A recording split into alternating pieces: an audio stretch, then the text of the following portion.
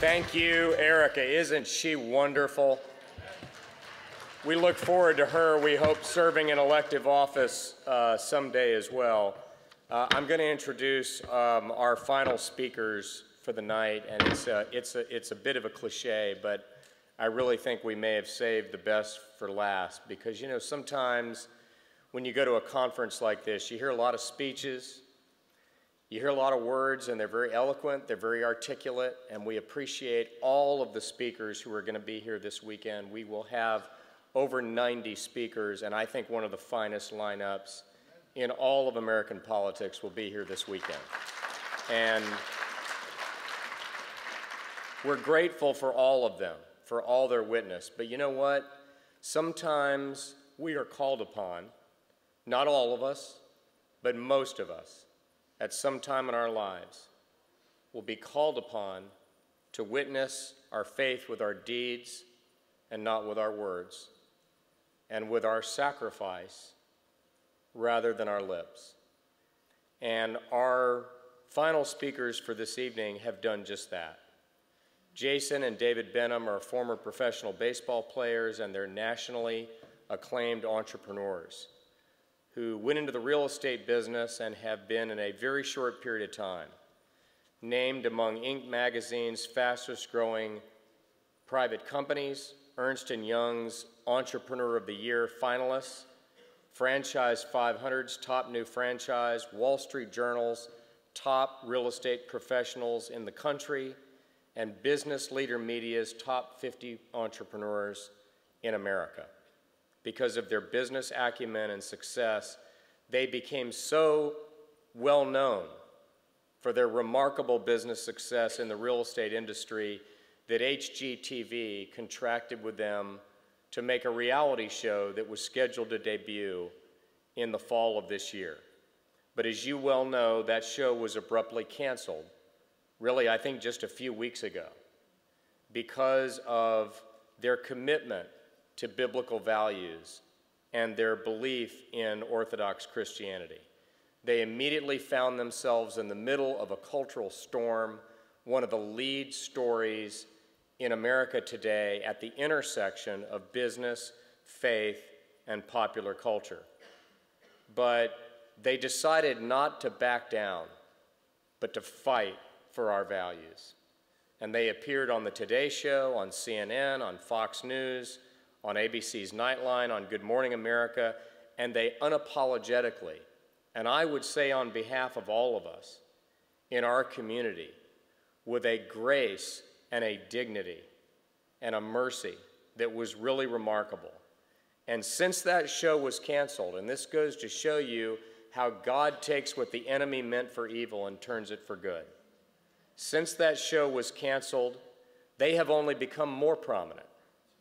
And they have now been trended nationally in social media as one of the top social media topics in the country, and over 51 million tweets have been sent out about the Benhams all over the country. They are happily married with a combined 9 children. Their families live on the same street in Charlotte, North Carolina. And I love this, the onomatopoeia of their wives' names. Their wives, Lori and Tori, homeschool their kids and are passionate about serving the Lord and their community. And you know, every year at Road to Majority, last year we gave it to Steve Green, the CEO of Hobby Lobby. And this year we are privileged to give the Courage and Leadership Award for standing with courage for their faith and their Christian values. Please welcome David and Jason Benham. David and Jason.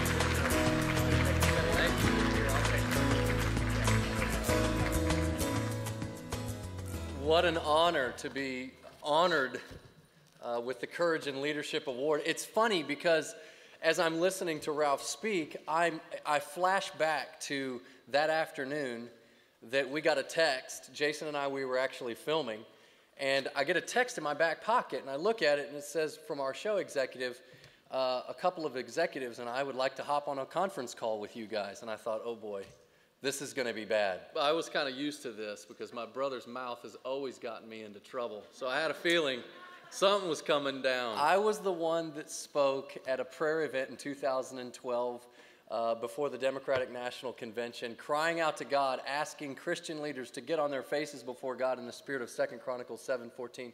And my comments within the context of that are what got me in a bunch of trouble. But here's the interesting thing.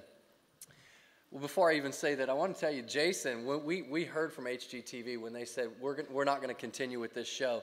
Jason just fell over and started crying, and I stood strong. Yeah. I had to stand him up. Yeah, you And I will said, learn. Shake yourself off. The Let's do empty this. wagon always rattles the loudest. I think you guys can see that up here. But of all the tweets, of all the media interviews, and of all the things that have been said about the Benham Brothers, here's what's really interesting. They don't talk about the way we live. They don't talk about the way that we run our companies. They don't talk about the way that we love our community and the way that we love our wives and our children. The only thing that they have to say about us is the words of our mouth. And the word of our mouths, as we spoke the word of God at this prayer event in 2012, many people asked us, even before this all blew up, will you guys please just tone it down a little bit? Will you please just kind of take more of a neutral stand? And we said, why on earth would we ever do that? I've been reading the Bible since I was 12 years old, and I remember in Acts chapter 4 when Peter and John were told, don't speak about Christ anymore. They didn't pray this prayer. They didn't say, Lord, help us some way, in a postmodern way, to figure out how to speak in a relevant tone that offends absolutely no one, so we can have a conversation and not even arrive at truth. What they said in Acts chapter 4 was, Lord, give us boldness that we may speak your word. And I remember as soon as we hung that phone up, I remember before we hung the phone up, I said to one of the executives, I said, you got bullied, and I want you to know that Jason and I have no intentions of backing down from this fight. We are going to run at Goliath with everything that we have. No apologies, no backing down. Well, I have to tell you that after we got off that phone call and I'm picking my brother up and holding him and having to rock him, it's like, it's all right, buddy, you're good. We both got on our knees and we cried out to God and said, God, you created us for this. You set us here for such a time as this. We had no clue you were going to do this. You yanked our show from us. To God be the glory. We said we would praise you in victory. We would praise you in defeat. And we're going to praise you right now. And whoever calls us, we're going to tell them boldly that you are the King of Kings and that you are the Lord of Lords and that we love you and will never back down. And I'll tell you one thing that we have learned. There's a few lessons that I've learned through this. And one is this, is that boldness apart from brokenness makes a bully on both sides. We've told lots of people that if you haven't been broken over your own sin, then keep your mouth quiet. Then just keep it closed. But once you come to that brokenness, that point where you recognize who you are apart from God, you're a broken person. And on that foundation, you're humble. And God's grace follows the humble. And the second lesson that I learned from this is that Francis Scott Key was a genius. When he ended our national anthem with the land of the free and the home of the brave, why did he list freedom before bravery? It's very important that we recognize that freedom only comes, bravery only comes on the other side of freedom. And we think that freedom is the ability to go and get what you want, but it's not. It's the willingness to let go of what you have. Because when you let go of what you have, you're free. And God's peace can come in. God will not let go of what's in his hand until you let go of what's in your hand.